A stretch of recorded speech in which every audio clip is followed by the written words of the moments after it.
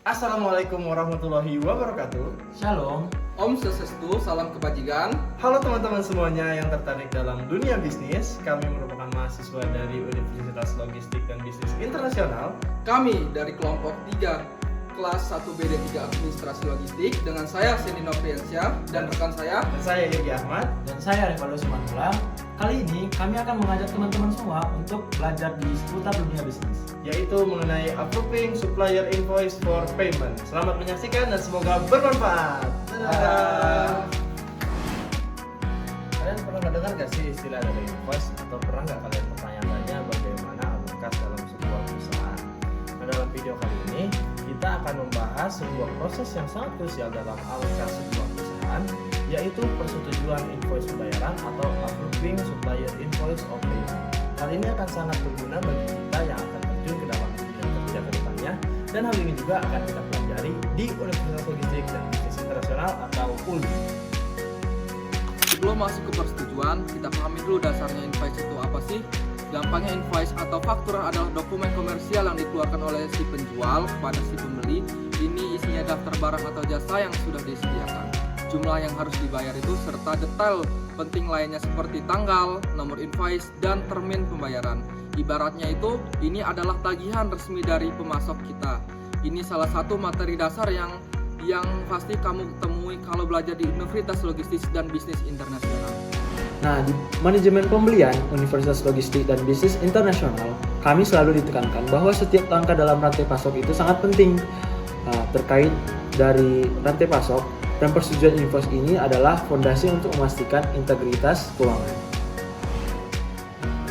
Oke, sekarang kita akan masuk ke dalam bagian intinya, yaitu bagaimana sih alur persetujuan invoice ini. Di kebanyakan perusahaan, alur persetujuan invoice ini melalui beberapa tahapan inti, diantaranya sebagai berikut. Yang pertama adalah penerimaan invoice, atau di mana invoice diterima oleh Departemen Keuangan atau departemen yang berhubungan dengan pemasok. Hal ini dapat berupa fisik atau digital.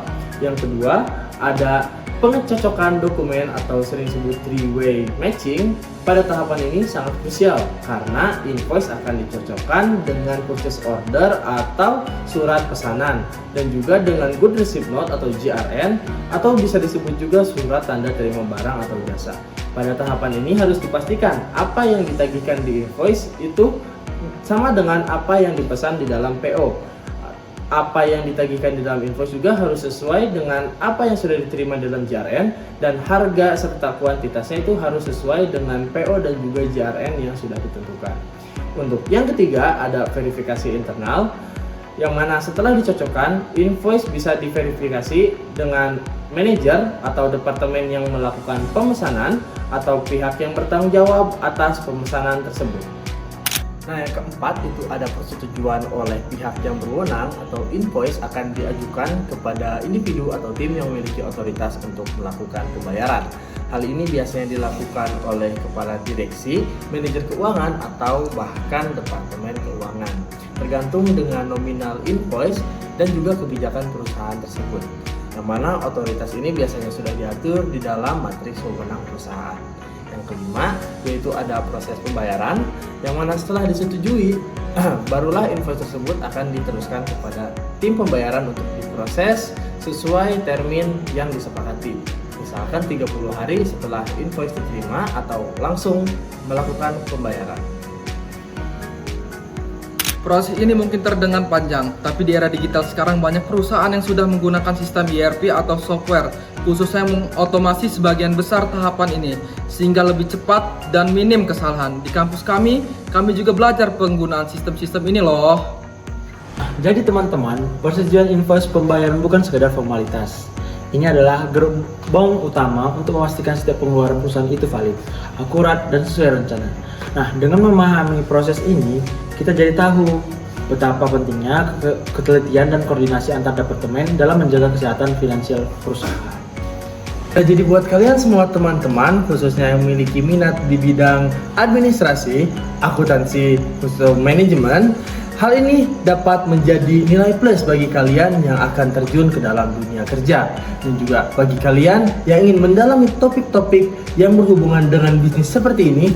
Jangan ragu, coba masuk ke Universitas Logistik dan Bisnis Internasional. Karena jika kalian bingung dan memiliki minat dalam bisnis ekonomi khususnya logistik, jangan bingung, di Ulbi aja. Terima kasih telah menyaksikan video ini. Kami dari kelompok 3, kelas 1B3 Administrasi Logistik Mengucapkan terima kasih atas perhatiannya dan mohon maaf apabila ada kekurangan dan salah kata. Di Ulbi aja.